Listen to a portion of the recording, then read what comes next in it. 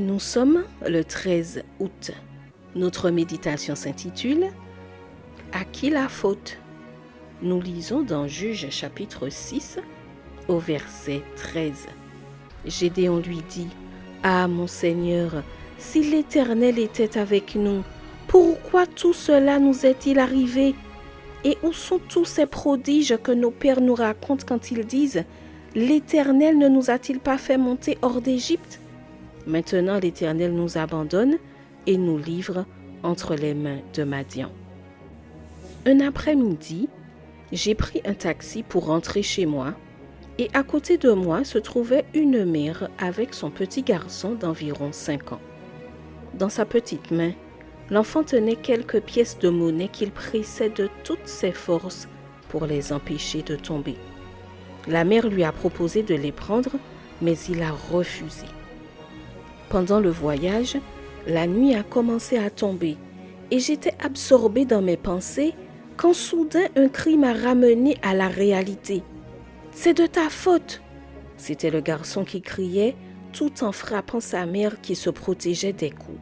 « Je t'ai dit de me les donner pour que je te les tienne, mais tu n'as pas voulu, se défendait-elle. « C'est de ta faute !» a encore crié le garçon qui pleurait parce qu'il avait perdu ses pièces. S'étant endormi, il avait lâché ses pièces et elles avaient roulé sur le plancher.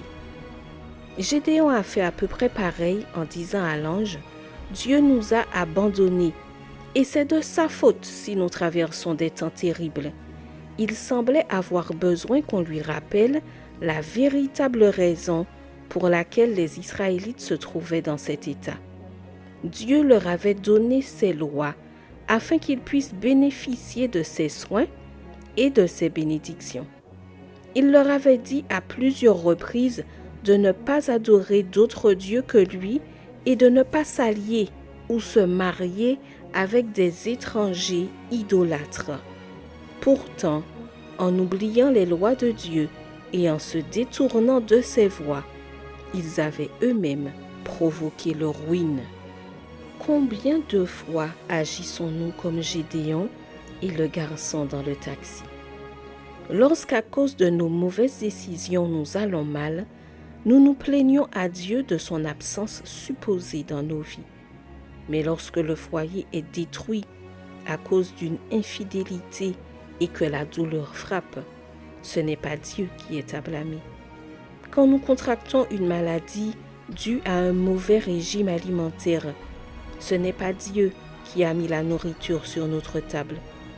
Dieu nous a donné sa parole pour nous guider. Suivons-la donc. Il nous a donné une famille pour en faire un petit coin de paradis sur terre. Prenons-en donc soin. Il nous a donné la santé pour que nous puissions rendre un service intégral à la communauté. Préservons-la donc.